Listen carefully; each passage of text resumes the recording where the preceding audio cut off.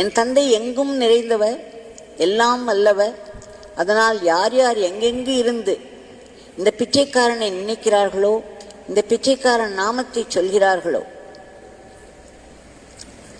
அவர்களுக்கெல்லாம் என் தந்தையினுடைய பாதுகாப்பு கிடைக்கும், என் தந்தையினுடைய ஆசீர்வாதம் கிடைக்கும் என்று கூறினார். வாசுகி அம்மா சொல்கிறார்கள், அவர்கள் குடும்பத்தினர் இருக்கும் பொழுதே பலமுறை அந்த போட்டோவை வருபவர்களுக்கு பகவான் கொடுத்திருக்கிறார். அப்பொழுதெல்லாம் சொல்வாராம், இந்த உருவத்தை தன்னுடைய உடலை காண்பித்து, இந்த ஃபார்ம், இந்த உருவம் அழியக்கூடியது, இந்த படத்தில் இருக்கக்கூடிய இந்த உருவமும் பெரிதாக ஒன்றுமில்லை, ஆனால் இதன் கீழ் இருக்கும் இந்த நாமத்தை நினைவில் வைத்துக் கொள்ளுங்கள்.